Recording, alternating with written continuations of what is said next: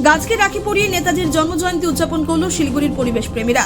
আজ দেশনায়ক নেতাজি সুভাষচন্দ্র বসুর 129তম জন্মজয়ন্তী সারা দেশের পাশাপাশি শিলিগুড়িতেও সকাল থেকেই নানান কর্মসূচির মধ্যে দিয়ে শ্রদ্ধার সাথে পালিত করা হচ্ছে এই দিনটি।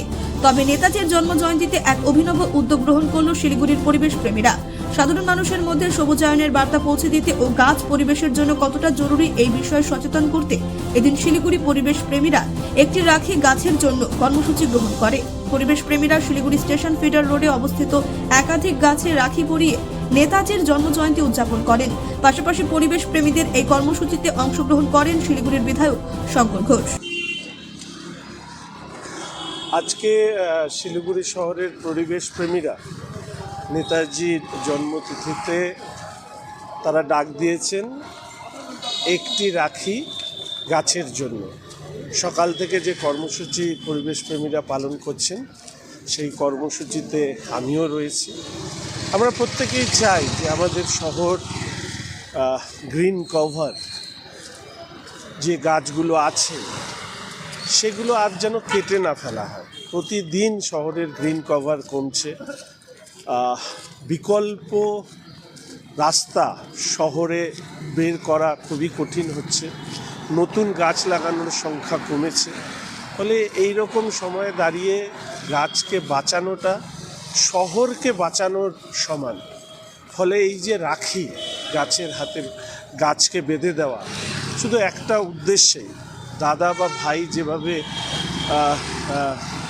বোনদেরকে রক্ষা করার জন্য রাখি পরান বোনরা, সেইভাবেই আমি এটুকু আশা রাখি যে শহরে যারা রয়েছেন পরিচালনার জন্য তারা এই গাছগুলোকে সেই রক্ষা করবার জায়গায় থাকবেন, রক্ষা করবেন, এই আশা রেখেই আজকের এই যে কর্মসূচি পরিবেশ প্রেমীদের সেখানে আমি এসেছি এবং শিলিগুড়ির নাগরিকদের কাছে অনুরোধ করব ঠিক একইভাবে আপনারাও গাছ বাঁচানোর যে লড়াই পরিবেশ প্রেমীরা করছেন সেই লড়াইয়ে আপনারাও পাশে থাকুন।